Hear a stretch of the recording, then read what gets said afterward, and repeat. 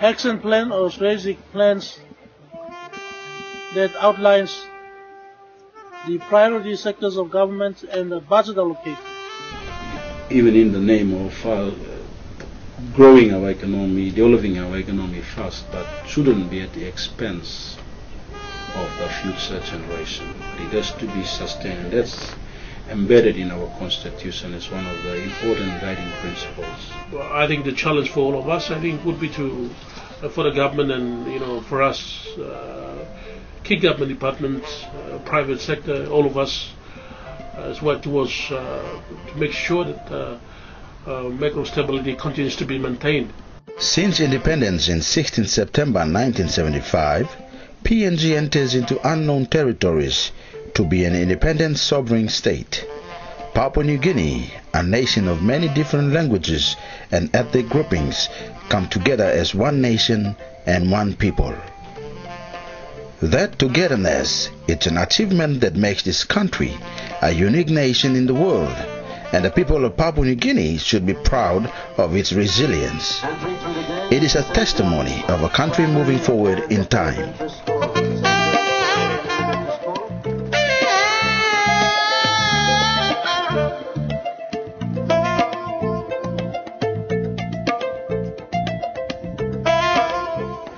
Moving forward in time reflects the development commitments every Papua New Guinean has put forward with generous assistance from people all over the world. Papua New Guinea today is poised at a critical juncture in its history.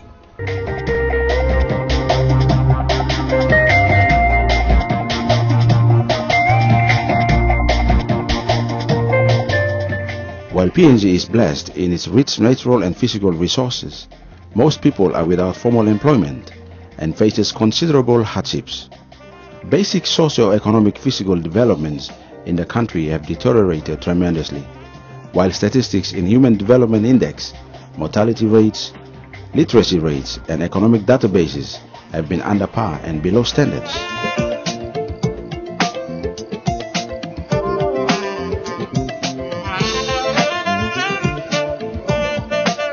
Over the years, Papua New Guinea has been surviving on ad hoc plans, or plans that has no specific directions or visions of where we want to be, how we want to be, and how do we get there together as a nation.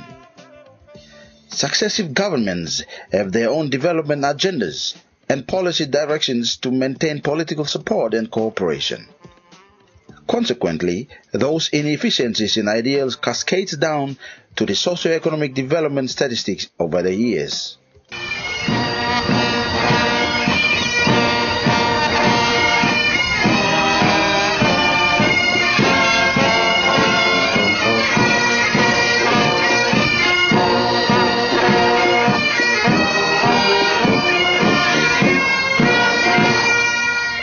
The 20-year developmental plan developed by the Department of National Planning and Monitoring set long-term goals and targets that will guide development planning and, importantly, will set the priorities for development expenditure or how and where monies should be spent. In other words, prioritizing spending and controlling money. When new governments come inside, you toss up all the old plans and go back to coming up with your own plans. So there is no continuity to make sure that we continue to fund all this. That's the reason why this country is not moving forward. Because changes of government, we've been throwing money for the last 35 years on different priorities.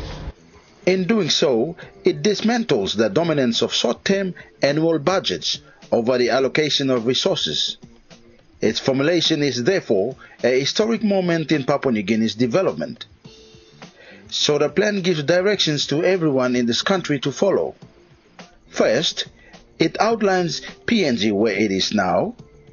Second, it provides targets of where PNG wants to be in 2030. Third, it outlines how PNG will get to its 2030 target. The department is developing a robust general equilibrium model, computerized general equilibrium model that captures all sectors of development. This integrated model actually will tell us where this country should go in terms of the sectoral outcomes and resource allocation against those sectors. If there is a shock in one sector, economic sector or social sector, for example, commodity price shocks, it has a chain reaction throughout the sectors. How much, for example, how much revenue can be generated if there is a favorable commodity shocks, that is price increase in the commodity exported, or if we have a commodity price reduction, how much of revenue we will lose, and also how much of that chain reaction will have impact on other sectors like social admin sectors, infrastructure sectors. It looks at the integrated part of the whole economy.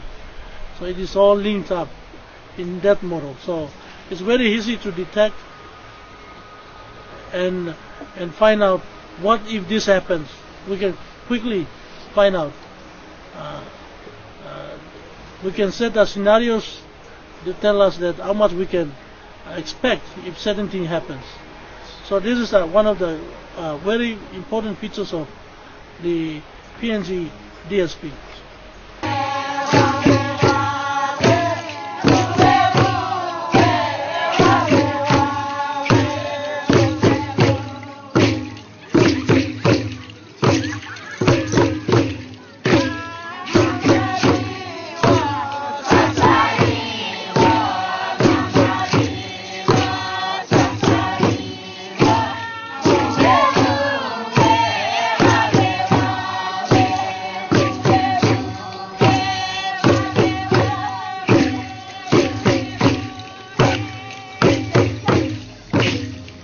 The Papua New Guinea Development Strategic Plan 2010 to 2030, or PNG DSP 2010 to 2030, translates the focus areas of the Papua New Guinea Vision 2050, which was launched in 2009, and the goals and directive principles of the National Constitution into concise directions for economic policies, public policies, and sector interventions with clear objectives, quantitative targets, baseline indicators to develop Papua New Guinea into the next 20 years. PNG DSP has key parts to articulate the goal and vision of the plan. These key areas come in strategies that can function cohesively. The 8 main strategies focus on the economic corridor concept, macro-micro economic policy, land, services, transport and utilities development, economic sectoral strategies, cross-cutting policies, partnership and cooperation, resourcing the PNG DSP, while the final part looks at the implementation, monitoring and evaluation framework of the PNG DSP. The Papua New Guinea Development Strategic Plan's ultimate objective is for PNG to become a middle-income country by 2030. Okay, this broad objective is guided by the directives and goals of the national constitutions, and the PNG DSP actually echo this one to develop it into a more comprehensive policy platform that guides sectoral investment, sectoral developments, so that PNG can become prosperous and middle-income country by following main principles of the constitutions. The first is the integral human development. Okay, this can be achieved through provision of quality health and education services, world-class infrastructure and public utilities to harness a highly skilled workforce and enhance an entrepreneurial population. Okay, the other main principles that the PNG DSP also echoes is equality and participation. Like all citizens have equal rights to participate in the nation's development and to benefit from the country's abundant resources. Okay, particular emphasis will be on the rural majority to involve in this great era of development through implementation modalities such as economic corridor development, national sovereignty, and self-reliance. PNG has to become competitive, PNG has to become self-reliance, and DSP actually try to promote this one through the various sectors. The national resource and environment. Here we are talking about sustainable use of the natural resources so that we take into account the future use of the resources that we also have. When we develop, there should be equity, but at the same time it should be sustained, even in the name of growing our economy, developing our economy fast, but shouldn't be at the expense of the future generation. Finally, but not the least, is the PNG ways. Though we have been integrated into the global economy, there are best practices out there that we can use, but in line, in conformity with what we have been known to using and doing things.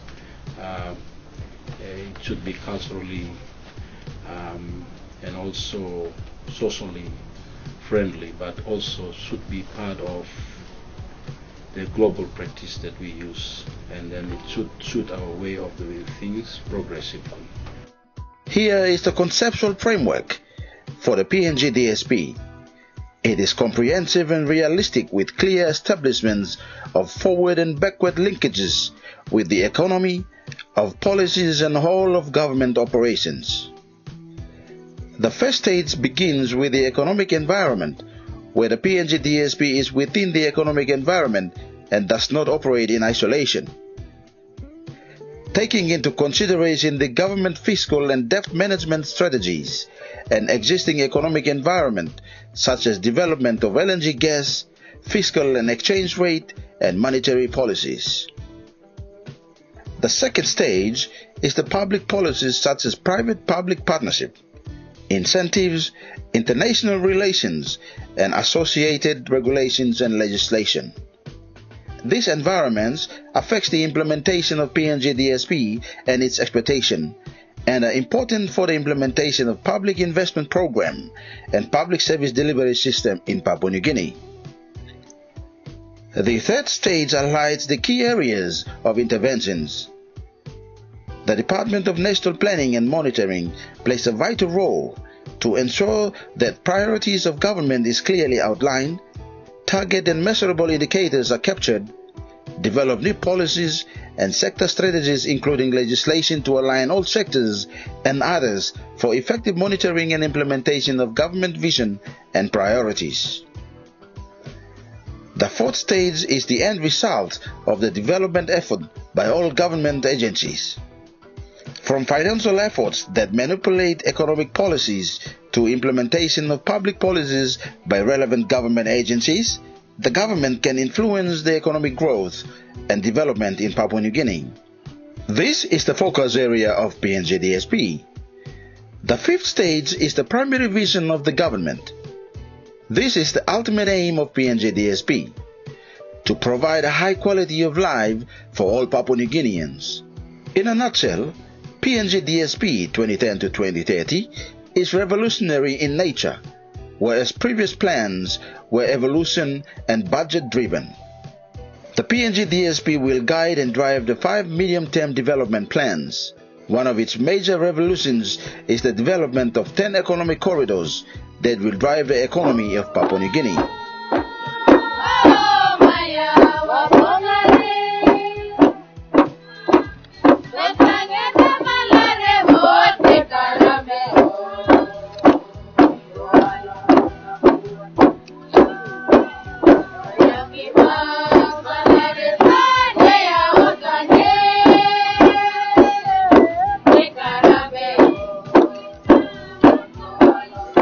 The socio-economic developments of Papua New Guinea over the years have been slow, steady, and many areas of PNG lacks efficient service delivery, while existing facilities have been deteriorated.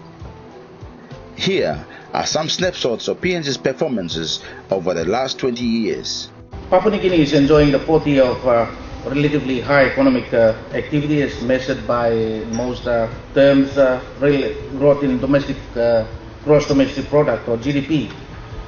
The average annual growth in GDP for the last 4 years, that's 2007-2010, is estimated at 6.7%. That's on average for the 4 years. The economic statistics shows that only 2.8% average growth yearly since 1975, and that is mainly to short-term and disjointed plans. Successive governments have been changing and implementing new plans based on the budgetary allocations, and as such, there were less progress in economy. Systematic and systemic corrupt practices have fueled law and order problems, which have direct impact on investment, resulting in less investments, property destructions, and insecurity. Inflation was at uncomfortable levels between 1999 and 2003. This was a difficult time for the PNG economy, resulting in a high cost of living. This trend was reversed in 2004 and continued on till 2007 as a result of good management of economic policies. Crime rate has risen 12-fold since 1975, while real expenditure on law and order has not changed. The lack of infrastructure development and deteriorating facilities also demands increase in cost in maintenance, whilst at the same time communities around Papua New Guinea has no valuable assets back in their communities. The community's access to electricity is limited to only 12%. Adequate supply of water system is not enough, and only 9% have access to appropriate piped water. In the health sector, medical supplies, shortages of doctors, and lack of proper infrastructure results in high infant mortality rates, HIV/AIDS increase, and people are dying from easily preventable diseases. Statistics also shows that our infant mortality rate is 57 per 1,000 live births, compares to Malaysia at 10 and Fiji at 16. Maternal mortality rate is of 733 per 100,000, a figure that is 4 times higher than the average Pacific Island nation. In the economic sector, there are difficulties in abundant production of commodities, low export, and we have been relying heavily on imported products. The rural-urban drift has resulted in increased unemployment and lawlessness. We have abundant fertile soils and vast land available, but less than 5% of total land area is utilized. The transport sector has a very high cost of activity that results in daily PNG livelihood being affected in high price of consumer goods and services, consumption poverty, and low tourist numbers, and much more. A third of our national roads are in poor conditions, and transportations of goods and services are extremely difficult for an average Papua New Guinean who survive on subsistence farming. After 35 years, PNG still lacks education standards and qualities. The country still has high illiteracy and numeracy rates, and lack of skilled local workforce. As a result, PNG LNG project is now importing blue-collar workforce from overseas. 46% of young people are illiterate, whilst foreigners account for over a third of PNG's skilled workforce.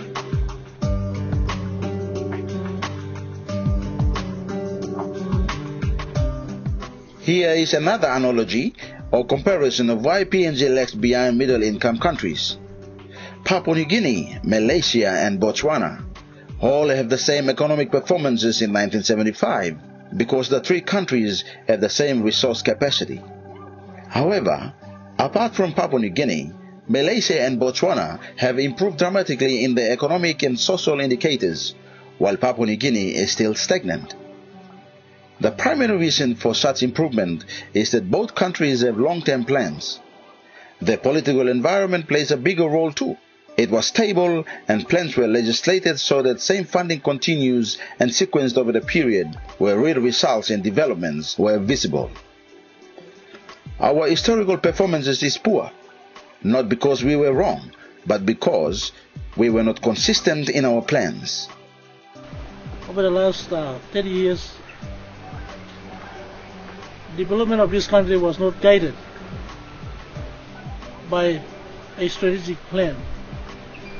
Although it was reflected in the Constitution, we have not actually detailed the operational plan where Papua New Guinea should go ahead. And all the decisions that we make through planning, resources have been wasted, development outcomes have been minimal and poor. We are still having this problem in the last recent years.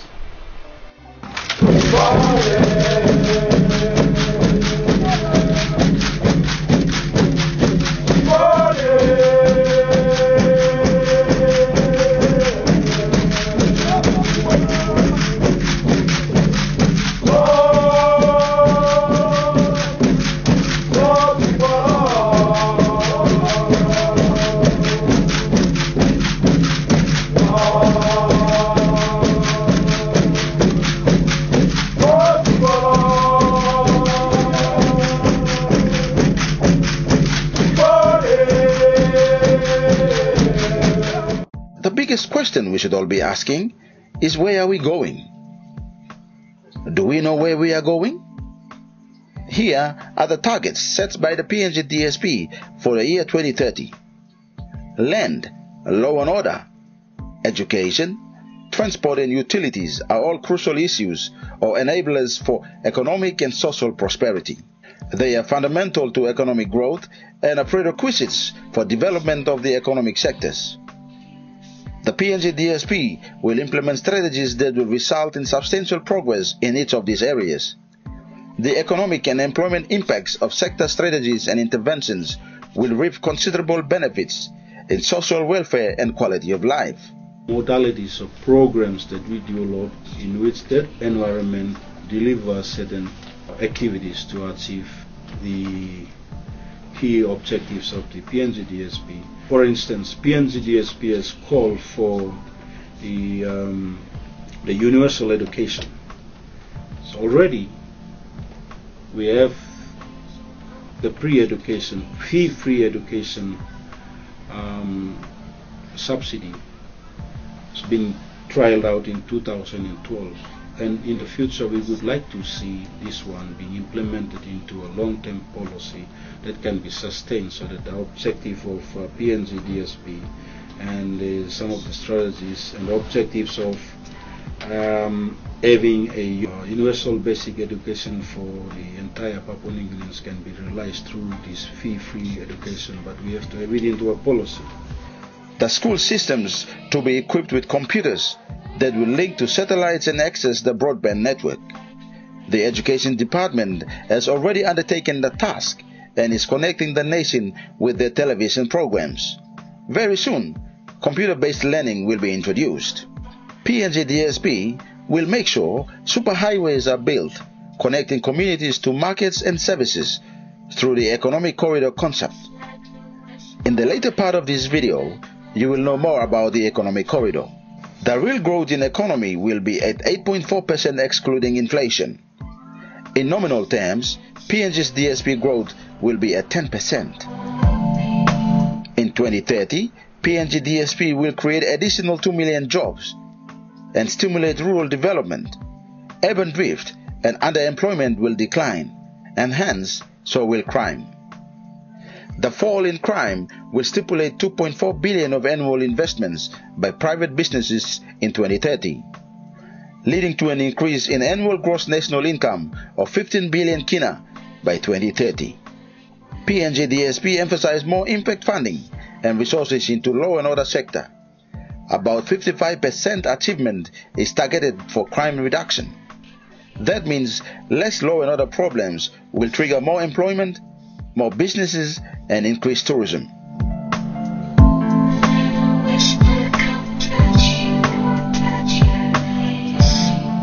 national road network to be extended from 8,500 kilometers to 25,000 kilometers. The road transport infrastructure is one such example where in Papua New Guinea, transport infrastructure is inadequate, both in terms of maintenance and nationwide connectivity. Furthermore, the rise in trade and prosperity envisaged in the PNG DSP will require considerable growth in the coverage and quality of the national road network. A comprehensive program of rehabilitation and construction is advocated that will expand PNG's national road network that is in good condition to 25,000 kilometers by 2030.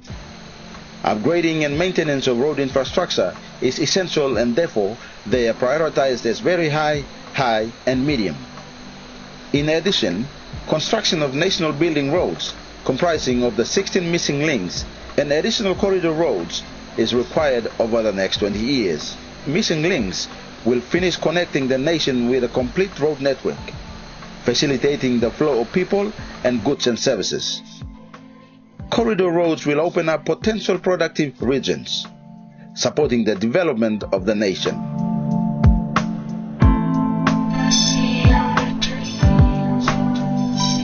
Under PNG DSP, 20% of all land will be converted into bankable assets. Landowners will gain more benefits not only in rentals and royalties, but become equity partners without risking one's traditional land status. Using the PNG government general equilibrium model, it predicts tenfold impacts in all sectors, and it's massive under the PNG DSP strategies. It is projected that gains far outweighs the cost for implementing this revolutionary plan. This illustration here shows GDP from 23 billion kina to 98 billion kina, GNI from 20 billion kina to 73 billion kina, tax revenue from 6 billion kina to 33 billion kina, and GDP per person from 3,700 kina to 10,000 kina. The PNG DSP will create at least 2 million additional jobs by 2030. With or without the PNG DSP, the population will expand by over 9 million by 2030. We must get the population down to a sustainable growth path. We shouldn't leave it as a sort of inferior policy, sub-policy, because it is one of the driving factors for the issues that we have. The youth on the street.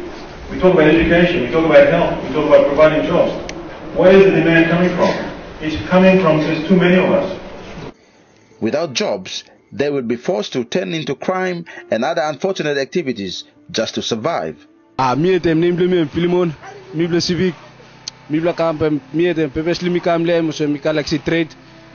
Na bibla kame muso bibla kam chet stabin chet one time stabin chet le bibla lugaw timol peak kagarok kan something muso bibla lugaw tim le so purposely muso bibla ka stabin chet le lo school ba help bibla lo baim school bibla na bam la stab lugaw tislo leni more time so thing behind bibla time bibla go begen la place em bibla gen go na lugaw timol peak na kagarok lo behind time bibla go begen la place so bibla no go lo pani samla wo mi blogo stop natin la place emson just something be help mi blogo behind time bla.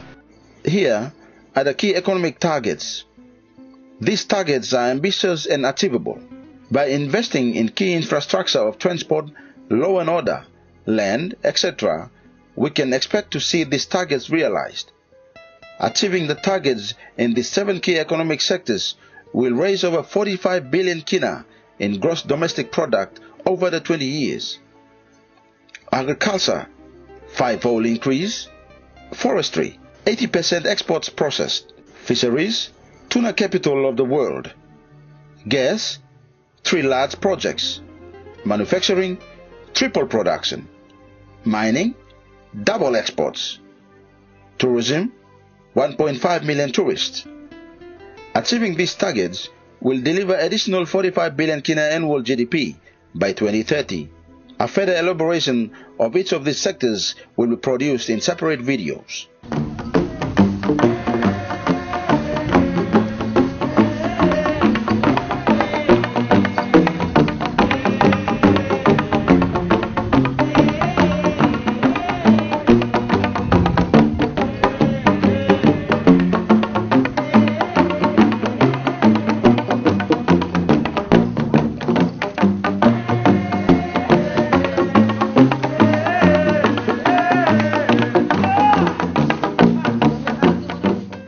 essential aspect of the medium-term development plan is the medium-term resource envelope. It provides how much resources will be required over the 5-year period and how those resources will be provided. It is therefore integrated with the medium-term fiscal strategy and the medium-term debt strategy. The medium-term development plan also translates the PNG DSP and Vision 2050 into the annual development budget. The goals and target sets will be made reality through this process of planning and implementation. There is also a need for fundamental microeconomic reform to improve the productivity and efficiency of economy and promote a dynamic and expanding private sector. We're talking about macro policies, we're talking about monetary policies, fiscal policies, exchange rate conditions, and then we also looking at macro variables. We're talking about interest rates, exchange rates. We are talking about employment. We are talking about GDP, debt. Those are all factors that are affect the country as a whole. The modalities are means in which you fully implement the PNG DSP in that environment to achieve those. And that modality should include the policy, the reorganization of how policy should be formulated so that they are in alignment to achieve the targets set for various sectors under the DSP. There's certain areas such as the LLG capacity building program and policy. So this is one of the modalities. Modalities include areas of specific targets to bring about significant results. Currently, we try to channel resources from the top down, and the plans are encouraged from the bottom up. So we would like to bridge this one. If this is bridged, then the targets that can be set and policies and programs can be implemented at a higher level. But implementation and services can be delivered on the ground by people on the ground and the public institutions that we have on the ground. The reforms will be directed at achieving improvements in economic performance at the sectoral level. This is undertaken through facilitating competition, enhancing the operation of markets, improving the effectiveness of government services relied upon by the private sector, and removing impediments. The development of our country, it starts with leadership, and good leadership, and leaders come out of the electoral process, and we must have a good electoral process if we are going to produce good leaders.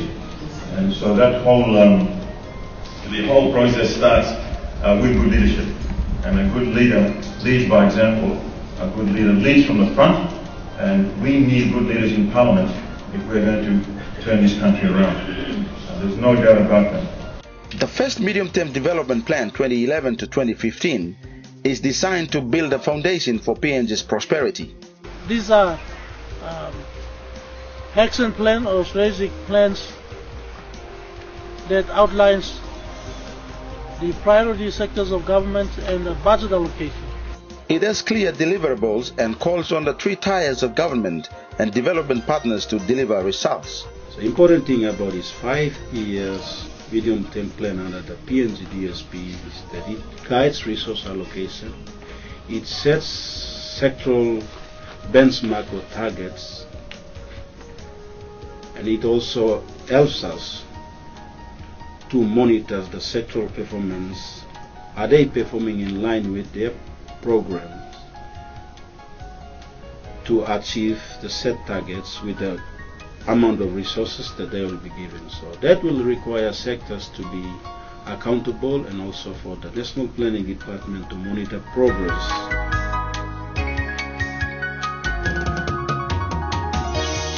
The MTDP is sequenced and essentially aligned to set the phase for PNG DSP implementation that is aimed at transforming PNG into a middle-income economy by 2030. MTDP promotes integrated development in Papua New Guinea. Every organization must work in collaboration. Every institution including donor partners and NGOs, will have to take heed from the first MTDP. Most of them have aligned their programs already. And so this year we are into the implementation of the medium-term plan.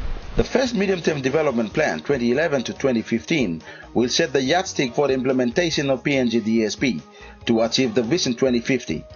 It is therefore in the best interest of the country's development that all plans, whether in the government departments, provincial, local, and district governments, are aligned to the PNG DSP targets, goals, and deliverables. The Department of National Planning and Monitoring will only mobilize resources and disperse them to aligning agencies.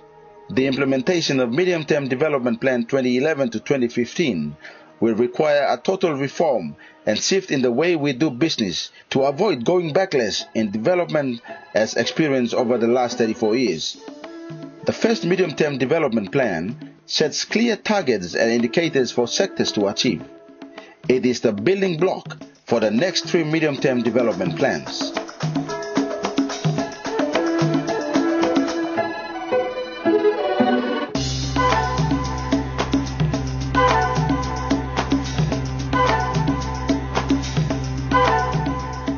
Under the PNG DSP, its impacts on the total revenue and expenditure is expected to soar tremendously. A total of 377.8 billion kina in revenue is expected by 2030, compared with the major cost of items, that is 250 billion kina, will exceed expenditure by 127.8 billion kina. That excludes the LNG revenue of 156 billion kina. With certainty from LNG revenue by 2014, rest assured, Papua New Guinea is expected to transform into a prosperous middle-income country by 2030 under PNG DSP.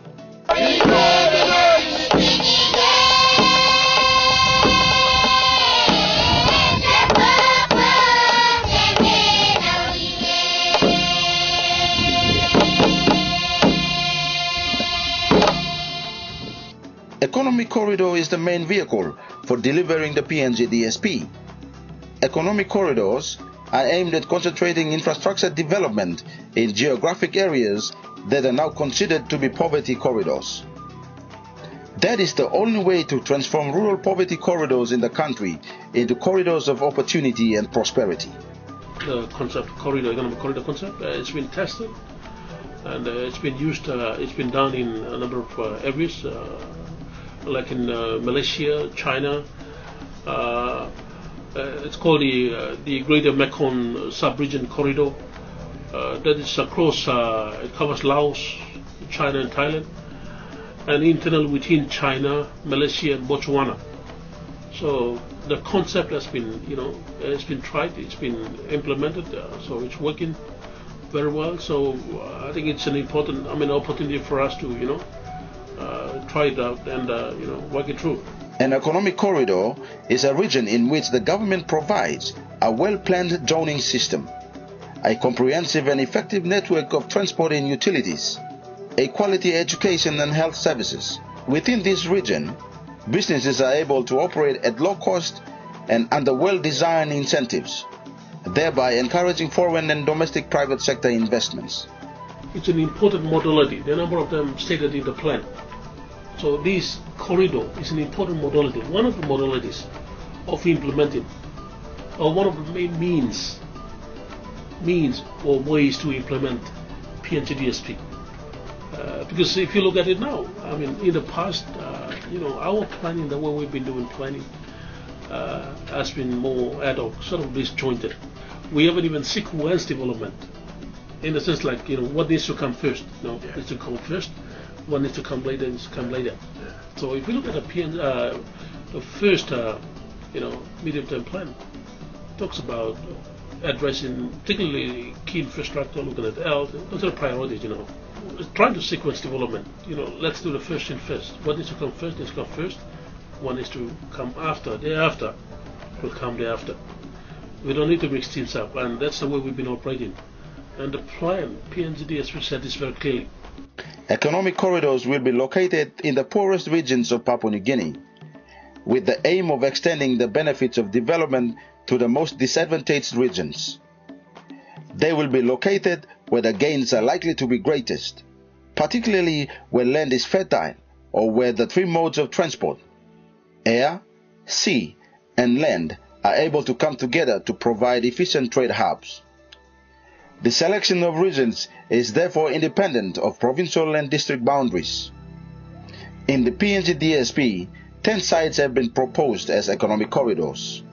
Okay, as you know, there's about 10 economic corridors which are identified in the plan in PNG DSP. The first one is the PRAEC. It is the Petroleum Resource Area Economic Corridor, which covers Central Province, Gulf, Western, Southern Islands, and Enga. The government wants to implement the PRAEC, this is the Petroleum Resource Area Economic Corridor, because it's very much linked to the LNG project. So the government wants to make sure that this gets off the ground. That's the first one which is going to be implemented. A lot of work has been done and the work is still continuing until we fully implement. The PRAEC, or Petroleum Resource Area Economic Corridor, is one of the 10 already approved by the Cabinet. The medium-term development plans will put more emphasis on the development of economic corridors for the next 20 years. Those areas that they need to be exploited. We need to provide the needed impact projects to get people out of poverty.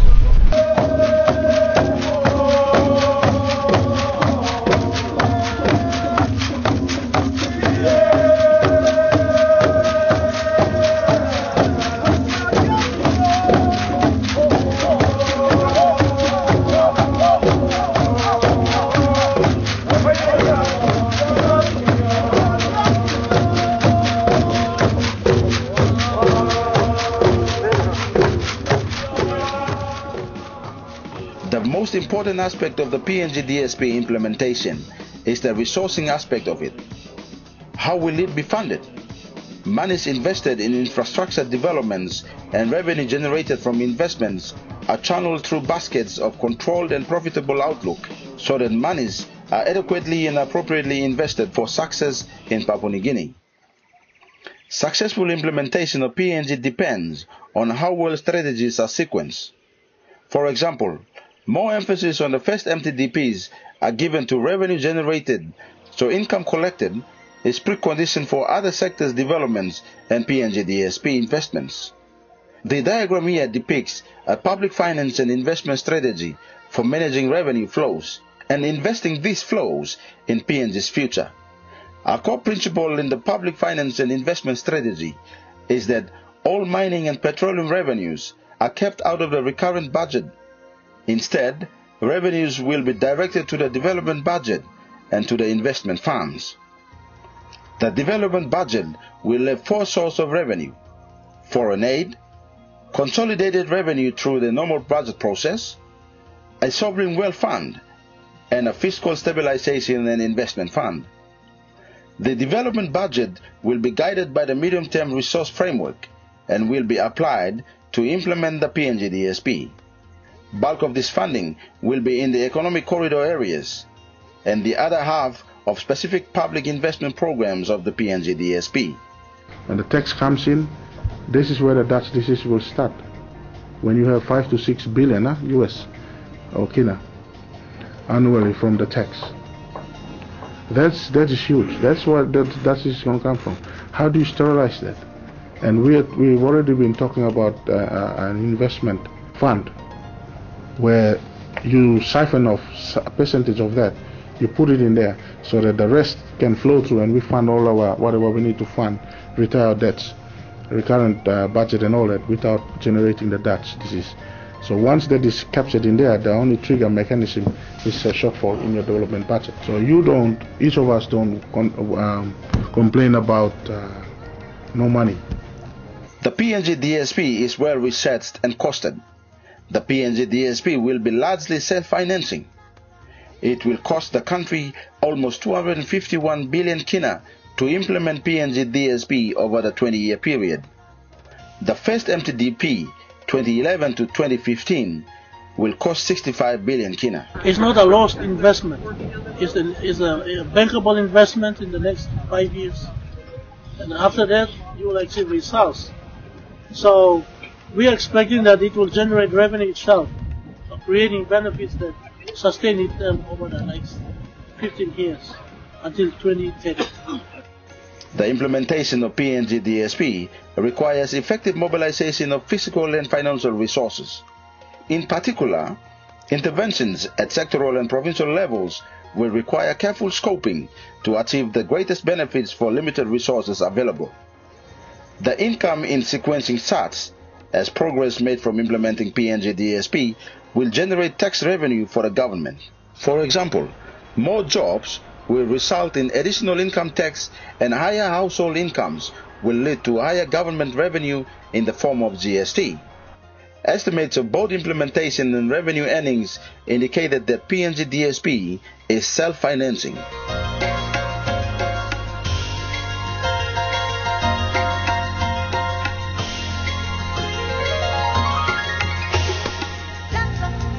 The PNG DSP 2010 to 2030 is a fully homegrown document taking into account concerns and aspirations of the government, non-government, private sector, and mostly the people of this nation.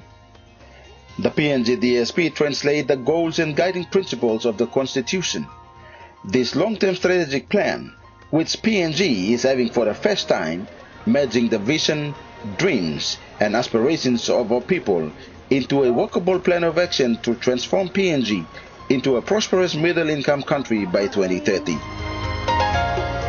There will be 4 medium-term development plans over the 20-year period.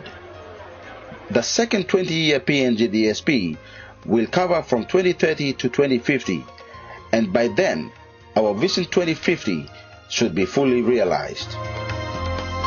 The outcome of the priority areas of the PNG DSP is to address 1. Making PNG's economies becoming independent. 2.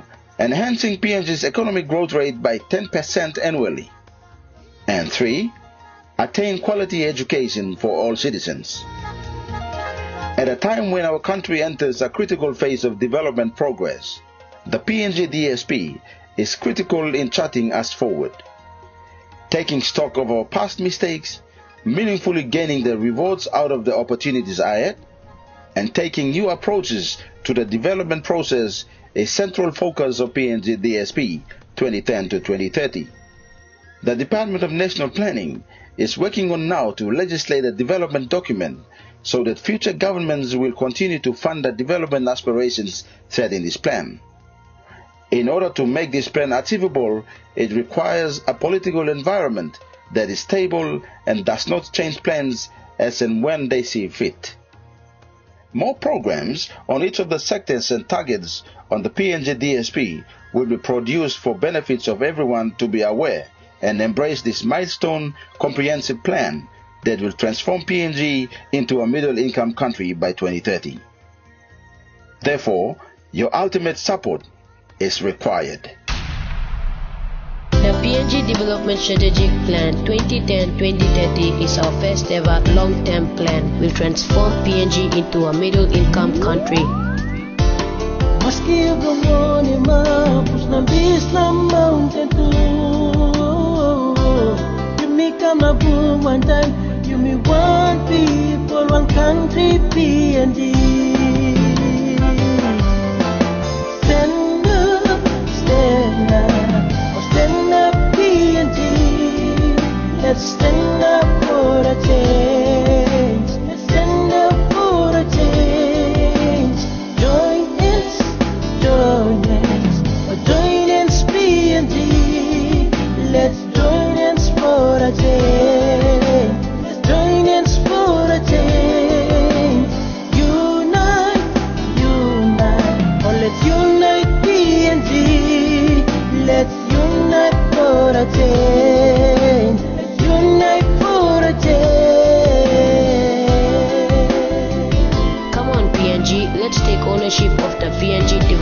strategic